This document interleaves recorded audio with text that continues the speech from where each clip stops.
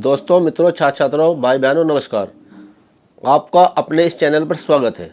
अधिक कक्षा 12 इतिहास का ये सैंपल पेपर है, पर बहुत महत्वपूर्ण पेपर है। इसमें से बहुत कुछ आने वाला है। आप पहले पेपर को समझिए, फिर इसके क्वेश्चनों को समझिए। देखिए, समय 3 घंटे 15 मिनट है। कक्षा 12 पूर्णांक 100। नोट प्रारंभ के 15 मिनट परीक्षार्थियों को प्रश्न पत्र पढ़ने के लिए निर्धारित है। पहले आप क्वेश्चन पेपर को अच्छी प्रकार से पढ़ेंगे और उसके अनुसार इसको करना शुरू करेंगे। निर्देश देखिए, सभी प्रश्न अनिवार्य, जितने प्रश्न है वो सारे अनिवार्य है। नंबर 2, इस प्रश्न पत्र में 5 खंड है। पूरा प्रश्न जो प्रश्न पत्र है 5 खंडों में बटा है। खंड क में 10 बहुविकल्प प्रश्न है। खंड क जो है वह जो बहुविकल्प है और उसमें से एक नंबर के 10 क्वेश्चन है और जिसमें 4 उत्तर दिए हैं। उनमें से एक उत्तर पर आपको निशान लगाना बहुत ध्यान से। देखिए, फिर देखिए, खंड ख में 5 अति लघु उत्तरीय प्रश्न है। ये 2-2 नंबर के हैं और ये अति लघु छोटे छोटे हैं। खंड ग में 6 लघु उत्तरीय है, ये 5-5 नंबर के हैं। फिर खंड घ में 3 विस्तृत उत्तरीय प्रश्न है, ये 10-10 नंबर के हैं, 30 नंबर के हैं।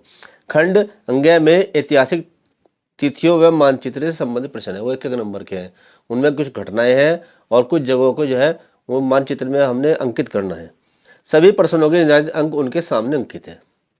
खंड क बहुविकल्प प्रश्न नंबर 1 है, किसे मृतकों का टीला कहा जाता है। ये बहुविकल्प प्रश्नों की जो वीडियो है उसमें भी दिया हुआ है मैंने। देख, निम्नलिखित में से किसके अभिलेखों में राजा को देवता का प्रिय बताया गया है। देखिए, अशोक, चंद्रगुप्त मौर्य, कुमारगुप्त, पुष्यमित्र। फिर देखते हैं नंबर 3, ख्वाजा कुतुबुद्दीन बख्तियार काकी की मृत्यु हुई थी 1235 ईस्वी में, 1265 ईस्वी में, 1325 ईस्वी में और 1356 ईस्वी में।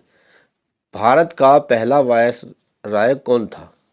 Lord Clive, Lord Cornwallis, Lord Canning और लॉर्ड रिपन। देखिए, नंबर 5 पे देखते हैं, सन 1857 के विद्रोह का प्रारंभ हुआ मेरठ से, बरेली से, कलकत्ता से, दिल्ली से। सभी जानते हैं मेरठ से हुआ था। 6, रज्जबनामा युद्ध की किताब फारसी अनुवाद है, रामायण का, भगवत पुराण का, महाभारत का, भगवत गीता का। नंबर 7, अकबर ने गुजरात पर विजय कब प्राप्त की। 1570 ईस्वी में, 1572 ईस्वी में, 1575 ईस्वी में, 1580 ईस्वी में।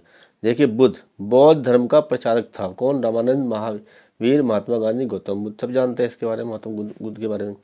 नंबर 9 है, प्रथम पंचवर्षीय योजना किस वर्ष प्रारंभ हुई। 1950 में, 1951 में, 1952 में, 1953 में। 10वां देखिए, निम्नलिखित में से कौन सा आंदोलन गांधी जी से संबंधित नहीं था। असहयोग आंदोलन, होम रूल आंदोलन, सविनय अवज्ञा आंदोलन, भारत छोड़ो आंदोलन। अब खंड ख की ओर चलते हैं। देखिए, अति लघु उत्तरीय प्रश्न नंबर 11 है, असहयोग आंदोलन कब प्रारंभ हुआ है। 2 अंकों का है।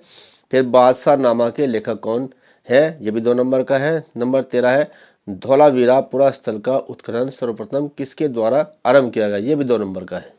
एक क्वेश्चन नंबर 14, प्रभावती कौन थी।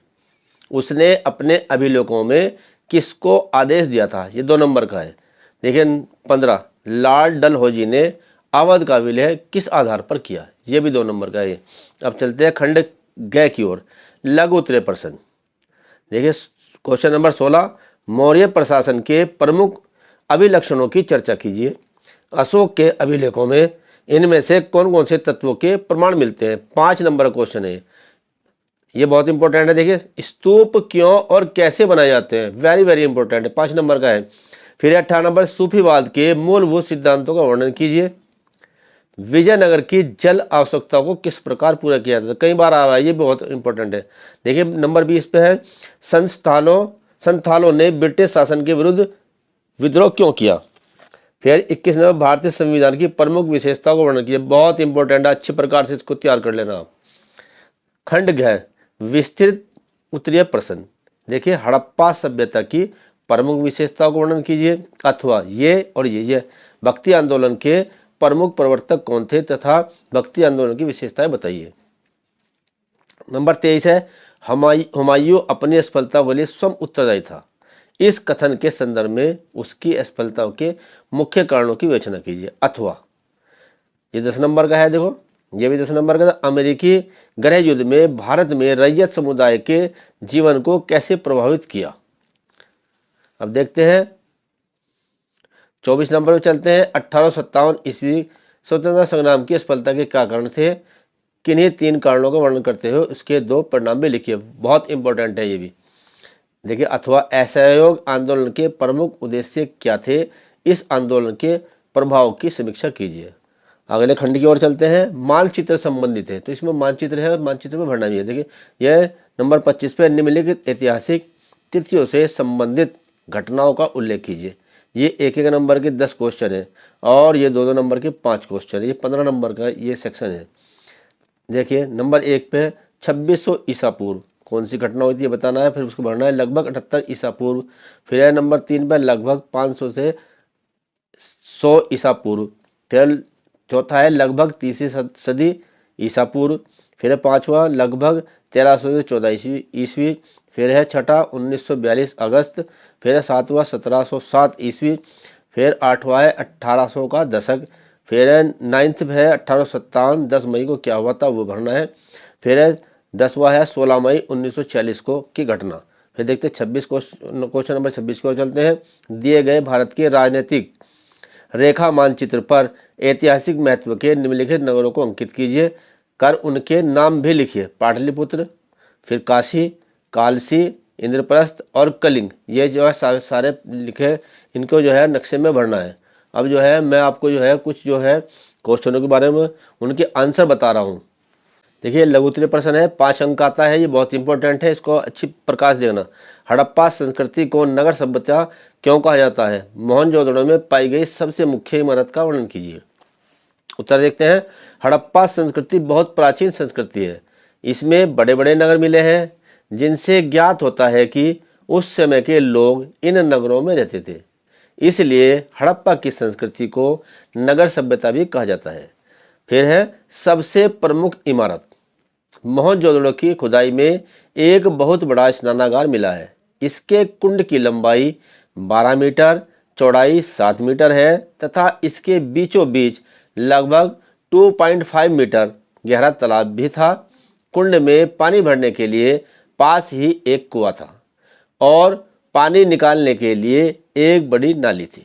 कुंड के चारों ओर बरामदे और कमरे थे। पानी में उतरने के लिए सीढ़ियां थी तथा पक्का फर्श था। इस स्नानागार में प्रवेश करने के लिए 6 द्वार थे। इसी प्रकार हड़प्पा में एक अन्य भंडार का भवन भी मिला है। यह बहुत बड़ी इमारत थी जिसमें अन्न के विशाल भंडार थे।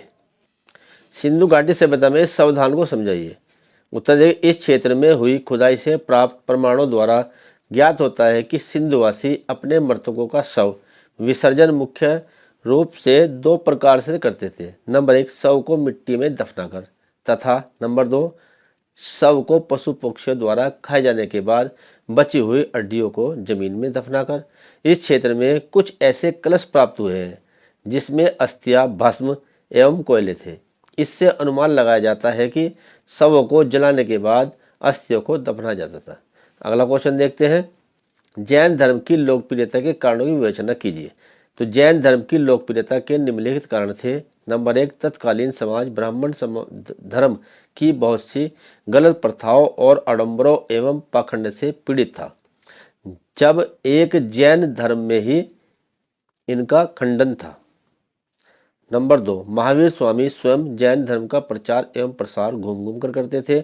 नंबर 3, जैन धर्म शूद्रों एवं स्त्रियों का भी सम्मान करता था, जिससे वह लोकप्रिय हो गया। नंबर 4 है, जैन धर्म के सभी ग्रंथों की भाषा प्राकृत और मागधी थी, जो बोलने, समझने और लिखने में सरल थी, जिसने जैन धर्म के सरल सिद्धांतों को समझाने में आम जनता को कोई कठिनाई नहीं हुई तथा जनता ने इन्हें सरलता से अपना लिया। छात्रों, 10 नंबर का क्वेश्चन है, बहुत इंपॉर्टेंट है। देखिए, सिंधु सभ्यता हड़प्पा सभ्यता की प्रमुख विशेषताओं को वर्णन कीजिए। सिंधु घाटी सभ्यता की खोज सन 1920-22 ईस्वी में हुई। सन 1921 में मोंटगोमरी जिले के हड़प्पा नामक स्थान पर श्री दयाराम साहनी एवं माधोराम वत्स ने तथा 1922 ईस्वी में सिंधु प्रांत के लरकाना जिले के मोहनजोदड़ो नामक स्थान पर डॉक्टर राखालाल दास बनर्जी ने खुदाई कराई। वहां से प्राप्त वस्तुओं के आधार पर सिंधु घाटी सभ्यता या सैंधव सभ्यता की सामाजिक दशा का वर्णन निम्नलिखित शीर्षकों के अंतर्गत किया जा सकता है। नंबर 1 सामाजिक संगठन। विद्वानों को मत है कि सिंधु सभ्यता व्यवसाय के आधार पर 4 भागों में बांटा है। नंबर 1 विद्वान, इसके अंतर्गत ज्योतिष, पुरोहित तथा वैद्य थे। नंबर 2 अधिकारी, इसके अंतर्गत योद्धा तथा राज्य के कर्मचारी थे। नंबर 3 व्यवसायी, इसके अंतर्गत व्यापारी एवं उद्योगपति थे। नंबर 4 है श्रमजीवी, इसके अंतर्गत किसान, मजदूर एवं मछुआरे इत्यादि थे। नंबर 2 है वेशभूषा। पहले सामाजिक संगठन, नंबर 2 वेशभूषा। मात्र देवी नर्तकी तथा चूने की मूर्तियों से हमें तत्कालीन वेशभूषा का ज्ञान प्राप्त होता है। औरतें कटी से घुटनों तक वस्त्र धारण करती थी। वे सिर पर साफे जैसा एक वस्त्र बांधती थी। पुरुष एक साल जैसा वस्त्र पहनते थे जो बाएं कंधे से दाहिने कंधे पर आता था तथा स्त्री और पुरुष दोनों ही गहने पहनते थे। नंबर 3 खान पान। तत्कालीन निवासी मांसाहारी और शाकाहारी दोनों ही थे। गेहूं, जौ, खजूर, दूध, फल, साग सब्जी आदि भोज्य पदार्थ थे। नंबर 4 आमोद प्रमोद। सिंधु घाटी के लोग शिकार खेलते थे, शतरंज में निपुण थे, नाचते और गाते थे। नंबर 5 है लेखन कला। ये लोग कला से परिचित थे। लगभग 500 मोहरों का की लिखाई के आधार पर 396 चिन्हों की एक तालिका बना ली गई थी। नंबर 6 मृतक संसार। सिंधु घाटी की सभ्यता में शव विसर्जन निम्न प्रकार से किया जाता था। नंबर 1 शव को जलाना व उनकी राख गाड़ना।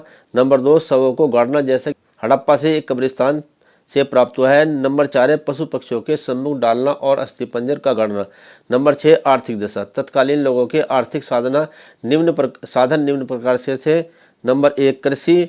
ये लोग खेती करते थे। गेहूं और जौ उस समय की मुख्य फसलें थी। सिंचाई का साधन वर्षा तथा तालाब थे। ये लोग बैल, भैंसे तथा ऊंट, मुर्गी तथा भेड़ आदि उनके पालतू पशु थे। नंबर 3 है कला कौशल। इस सभ्यता के लोगों को बहुत से व्यवसायों का ज्ञान था। उन्हें ऊन तथा सूत काटना और बुनना आता था। सोना, चांदी, तांबा, टीन तथा शीशा आदि वस्तुओं का ज्ञान था। हाथी दांत, शंख आदि की वस्तुएं तथा हथियार, हांसी तथा बाट आदि बनाना जानते थे। नंबर 3 व्यापार। ये लोग सुमेर आदि राज्यों से व्यापार करते थे। मोहनजोदड़ो व्यापारियों की बस्ती थी। गुजरात का लोथल इनके व्यापार का प्रसिद्ध बंदरगाह था। नंबर 7 धार्मिक दशा। मोहनजोदड़ो और हड़प्पा में मंदिर अथवा धार्मिक स्थलों के अभाव में धर्म संबंध में निश्चित रूप से नहीं किया जा सकता था। केवल मूर्तियों के आधार पर निम्न अनुमान लगाया जा सकता है। नंबर 1 पशुपति उपासना। एक शिव की मूर्ति से ज्ञान होता है कि ये लोग शिव की उपासना करते थे। इस मूर्ति के सिर पर सींग और मूर्ति के चारों ओर हिरण, हाथी, चीता और भैंसा है। नंबर 2 प्रकृति पूजा। कुछ मुद्राओं पर पीपल, सूर्योपासना, नागोपासना आदि के चित्र भी मिले हैं। इससे प्रकट होता है कि ये लोग प्रकृति के पुजारी थे। नेक्स्ट नंबर है अन्य देवी देवताओं की उपासना। एक पत्थर की मूर्ति है जो 9 इंच ऊंची है। वह किसी देवता की जान पड़ती है। निष्कर्ष उपयुक्त वर्णन से विदित होता है कि सिंधु घाटी की सभ्यता अत्यंत उच्च कोटि की सभ्यता थी। उनकी अनेक विशेषताएं भारत में आज भी विद्यमान है। देखिए नेक्स्ट क्वेश्चन है, बहुत इंपॉर्टेंट है। जैन धर्म की महत्वपूर्ण शिक्षाओं को संक्षेप में लिखिए। 10 नंबर का आता है। जैन धर्म के सिद्धांत या शिक्षाएं। जैन धर्म के प्रमुख सिद्धांत साधारणतः गृहस्थ, श्रावक तथा भिक्षुओं, मुनियों को दृष्टि में रखकर निश्चित किए गए हैं। ये सिद्धांत निम्नलिखित है। क्या देखिए साधारण गृहस्थियों के लिए नंबर 1 है 5 अणुव्रत। ये अणुव्रत निम्न प्रकार से हैं। अहिंसाणुव्रत श्रावकों के लिए स्थूल अहिंसा का विधान है। निरपराधियों की हिंसा मन, वचन, शरीर से न की जाए। नंबर 2 सत्याणुव्रत। असत्य भाषण में कारण, द्वेष, स्नेह, मोह को दबाकर सत्य बोलना चाहिए। नंबर 3 औचार्याणुव्रत। अस्तेय चोरी न करना, पड़ी हुई चीज को ग्रहण नहीं करना चाहिए। नंबर 4 है ब्रह्मचर्याणुव्रत। मन, वचन, कर्म से पर नारी या पर पुरुष समागम न करना। फिर नंबर 5 है परिग्रह परिणाम अनुव्रत। आवश्यकता के बिना धन धान्य इकट्ठा न करना। नंबर 2 है देखिए पहले 2 है 1 तक। फिर नंबर 2 है 3 व्रत 3 गुण अनुव्रत। 3 गुण व्रत ग्रस्तों से समय समय पर कठोर बातों का पालन करना। यह निम्नलिखित है। नंबर 1 दिग्विरात्रति किसी दिशा या प्रदेश में जाने का व्रत। फिर नंबर 2 है अनर्थ दंड विर्तित व्यर्थ के कार्य न करने का प्रण व्रत लेना। नंबर 3 है उपभोग, परिभोग, परिमाण, निश्चित समय, निश्चित मात्रा, निश्चित वस्तुओं के भोग का व्रत। नंबर 3 है 4 शिक्षावृत्ति, देश सामयिक, पौष पौधोपा उपवास, अष्टमी व चतुर्दशी को उपवास, अतिथि आदि व्रत 4 शिक्षा व्रत है। ख भिक्षु को मुनियों के लिए।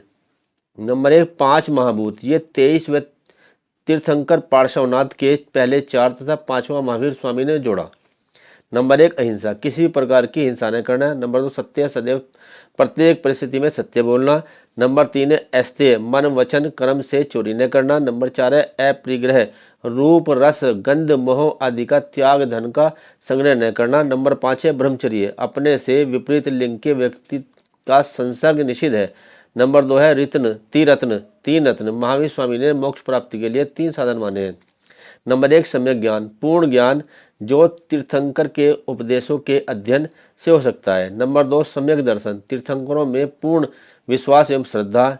नंबर 3 है सम्यक चरित्र, नैतिक बल के साथ आचरण करना। अन्य सिद्धांत, नंबर 1 जैन धर्म के अनुयायी तप और व्रत में विश्वास करते हैं।